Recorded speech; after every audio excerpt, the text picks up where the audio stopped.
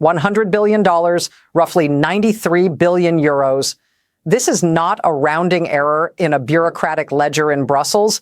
It is a loaded weapon deliberately placed on the transatlantic negotiating table. We must confront the brutal reality that has just been unveiled.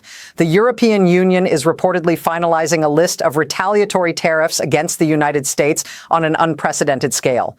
This figure is not random, and its catalyst sounds like something ripped from 19th century imperial fiction. Greenland. When former President Trump, in his previous term, suggested tariffs on Denmark for refusing to sell this semi-autonomous territory, many laughed. But Brussels did not laugh. Instead, they calculated. This $100 billion figure represents a cold strategic calculation, a precise reflection of the economic damage that the proposed U.S. levies could inflict. This is diplomacy in the style of tit-for-tat, but on a nuclear scale economically. We are not talking about a few crates of French wine or some imported steel. We are talking about the weaponization of the entire single market. But pause for a moment. Why this colossal figure? The technocratic observers in Brussels appear to be sending an unmistakable message.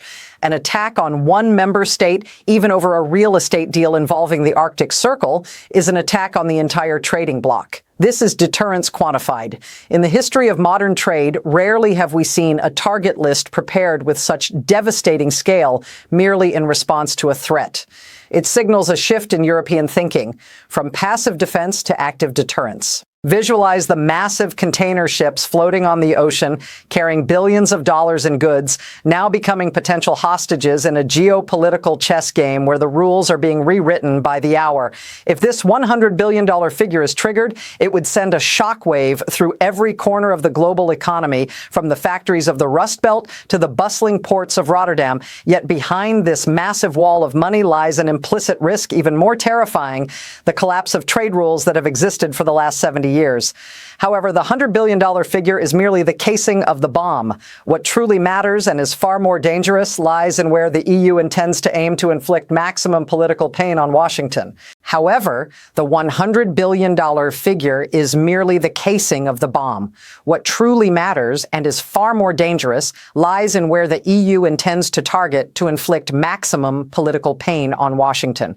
But before we can decipher that devastating counterstrike, we are compelled to place the initial projectile that triggered this chain reaction onto the forensic table: Donald Trump's tariff ultimatum. This is not merely economic policy. It is a blueprint of geopolitical coercion masquerading as protectionist trade. At the epicenter of this storm is a meticulously calculated escalation timeline aiming squarely at 8 Nordic nations. Beginning on February 1st, a 10% tariff is set to be applied, a warning shot, a glancing blow to diplomatic economics. Yet the true brutality lies in the subsequent milestone. Should Washington's demands go unmet, this figure will vault to 25% by June 1st. This 4-month interlude is not accidental. It is a ticking clock designed to fracture political will, creating a suffocating psychological pressure on leaders in Copenhagen, Stockholm, and Helsinki. And what is the motive behind this leverage? We are witnessing the resurrection of a 19th century mindset in a 21st century world, the blatant linkage between trade punishment and territorial ambition. Observers note that targeting the Nordic bloc is not about trade balance deficits or protecting American steel, but appears intimately connected to the question of Greenland and strategic control over the Arctic. Donald Trump, operating with the psyche of a real estate tycoon, seems to view national sovereignty as a tradable asset on a balance sheet. He is wagering that the economic anguish from a 25% tariff will be substantial enough to force these nations to concede core security interests that money typically cannot buy. Visualize the context. Bustling Nordic seaports, massive cargo vessels, and their export-reliant economies are effectively being held hostage by a single signature in Washington. This is a high-stakes gamble where traditional diplomatic protocols are defenestrated in favor of the law of the jungle of coercive mercantilism.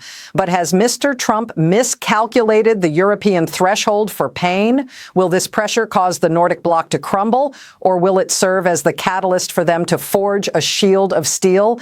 The answer may lie in a classified document currently being drafted in Brussels, a list of retaliation targets designed not for economic equilibrium, but to dismantle the Republican Party's voter base. Following the skepticism regarding Europe's endurance, we must look at the cold legal reality behind these threats. The answer lies not in a new strategy devised in panic, but in a dormant mechanism about to be awakened. Diplomats in Brussels do not need to invent a new trade war. They simply need to let the current truce expire.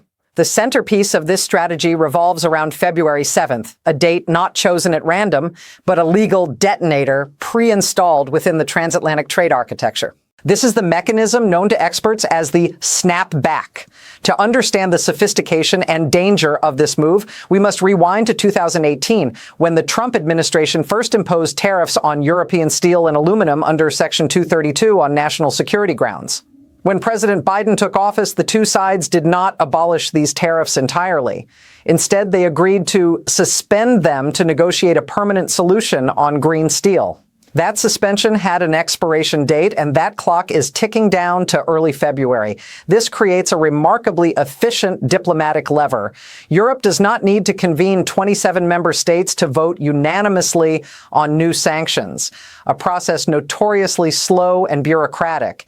Instead, if Washington offers no sign of goodwill, or if Mr. Trump reaffirms a hardline stance immediately upon taking office, the EU simply needs to do nothing. Their inaction will automatically trigger the reimposition of billions of dollars in tariffs on American goods. This is the weaponization of inertia. The list of goods targeted in this snapback mechanism are not soulless numbers on a custom spreadsheet. They are cultural and economic icons selected with surgical precision to inflict maximum political pain. Bourbon whiskey from Kentucky, Harley-Davidson motorcycles from Wisconsin, and blue jeans. Why these specific items? Because they strike directly at the heart of battleground states and key Republican constituencies. This mechanism transforms tedious administrative procedure into a sword of Damocles hanging over the new president's head during his very political honeymoon. But is this automatic mechanism enough to deter a president who inherently does not play by conventional rules?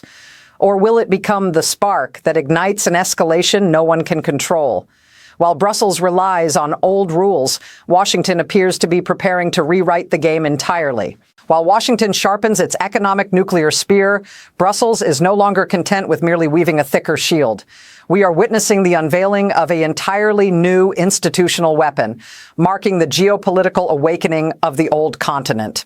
For decades, the European Union has been likened to a vegetarian in a world of carnivores, relying entirely on the slow, bureaucratic, and often toothless machinery of the World Trade Organization, WTO. That era has officially ended. Welcome to the Anti-Coercion Instrument, ACI. This is not merely an adjustment in tariffs or quotas. It is a fundamental rewriting of Europe's geopolitical DNA. Unlike the passive defense instruments of the past, the ACI allows the European Commission to shift from defensive posture to active deterrence. Envision this paradigm shift. Instead of merely placing tariffs on imported steel or aluminum, traditional measures, the ACI permits Brussels to target the true lifeblood of the modern American economy, services and intellectual property rights. This mechanism empowers the EU to freeze access to lucrative public procurement markets, restrict foreign direct investment, or even suspend the enforcement of intellectual property rights for U.S. companies on European soil. Imagine a scenario where American financial giants suddenly find themselves barred from operating in Frankfurt, or Silicon Valley tech behemoths discover their patents are unenforceable in Paris. This is a sharp scalpel rather than a blunt sledgehammer. The true power and the latent risk of this mechanism lies in the legal definition of economic coercion. It grants Brussels the autonomy to define when a foreign power is interfering with its sovereign choices, bypassing the gridlock of international courts entirely. It centralizes supreme power in the hands of the Commission, stripping away the veto power of individual member states, creating a rarely seen unified front. However, possessing a loaded gun is one thing. Having the political will to pull the trigger is another matter entirely. While this legal machinery appears sleek and formidable, its operators are deeply divided. The next chapter will expose the fracture lines within Europe itself, why Germany's industrial heartland might become the biggest obstacle to utilizing this weapon, potentially leaving the Union paralyzed from within. Chapter 5. the map of economic carnage, the European Union's surgical strike. If the German hesitation we discussed in the previous chapter acts as the brake, then the $100 billion retaliatory tariff list is the guidance system of a highly sophisticated cruise missile. Brussels is no longer playing the 20th century game of blind, broad-spectrum barrages. They are deploying a strategy of asymmetric warfare, targeting the United States' most sensitive political pressure points with surgical precision. This is not merely economics. This is weaponized political geography. Overlay the map of American electoral colleges, and you will find it aligns uncannily with Europe's target list. First, consider agriculture, the bleeding heart of the American Midwest. Why soybeans, corn, and bourbon? Because Brussels understands the mechanics of the Electoral College perhaps better than some legislators in Washington.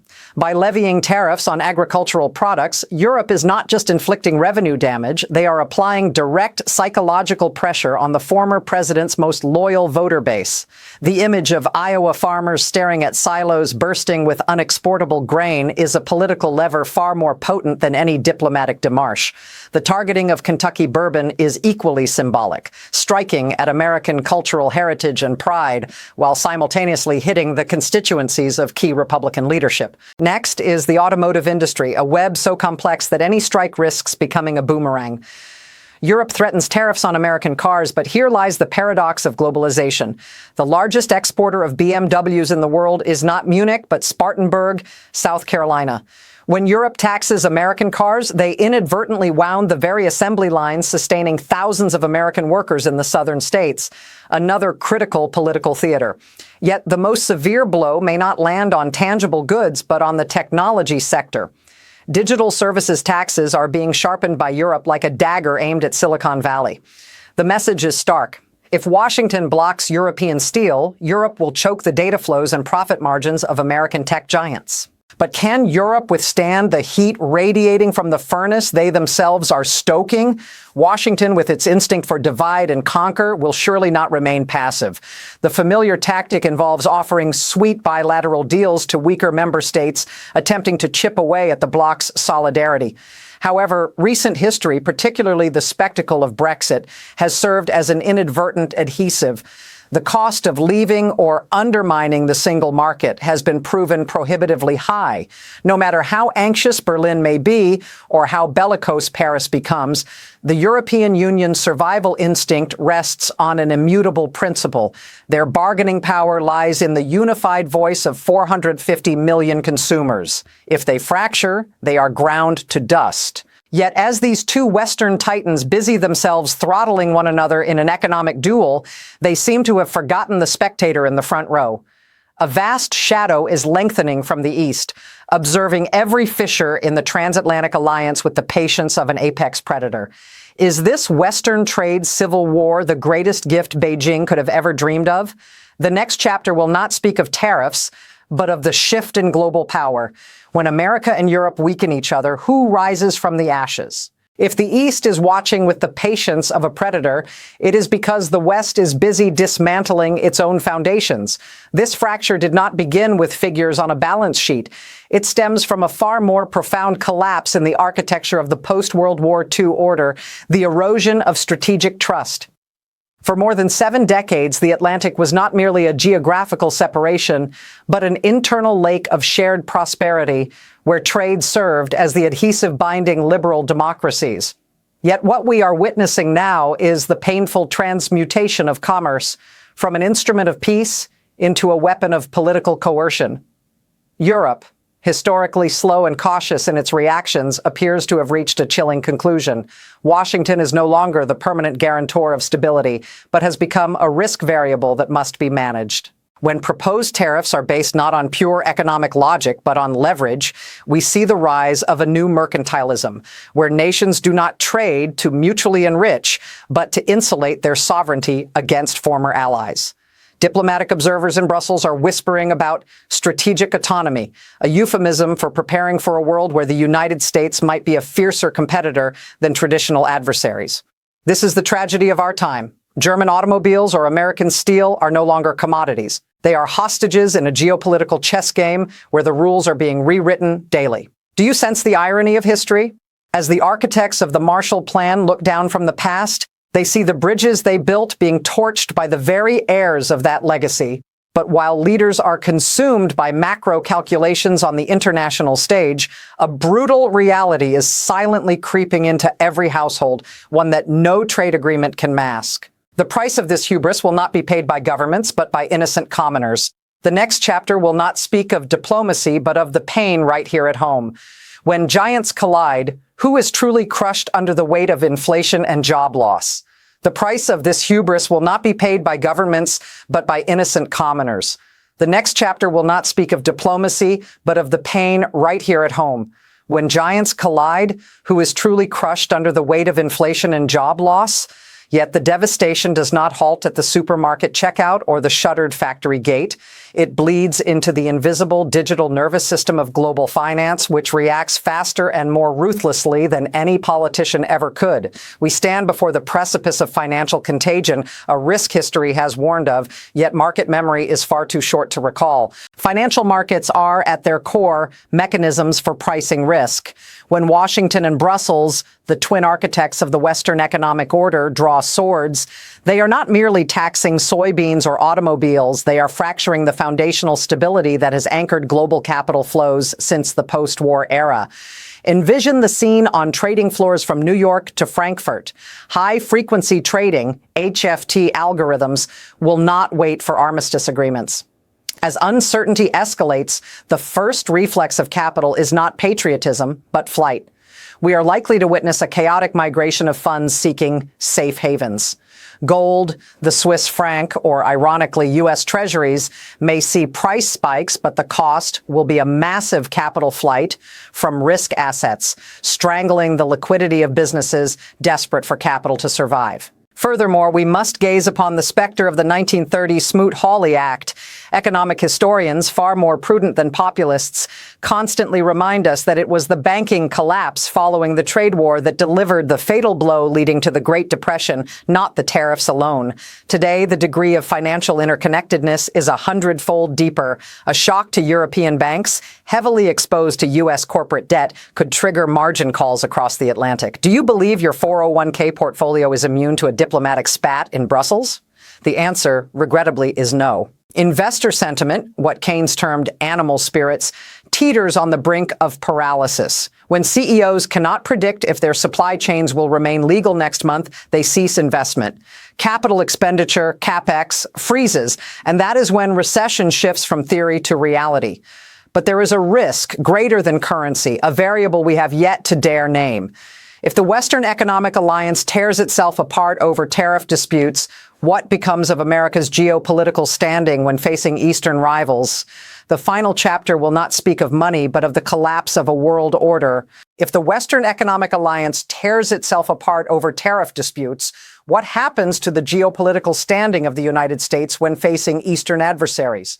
This question brings us to the precipice of a tectonic shift, not merely in economics, but in the very philosophy of global governance. The figures of $100 billion or 25% tariffs are merely the visible tip of the iceberg. Submerged beneath is the systemic erosion of what we term the rules-based order, an architecture painstakingly constructed from the ashes of World War II to prevent a return to the law of the jungle. For 7 decades, the operating hypothesis of the West was that free trade generated not only prosperity, but served as a sedative for international conflict, much as Montesquieu argued regarding douce commerce. However, what we are witnessing now is the resurrection of a coercive mercantilism. When nations begin to view tariffs not as tools for macroeconomic correction, but as weapons for political punishment, we are inadvertently winding back the historical clock to the 1930s.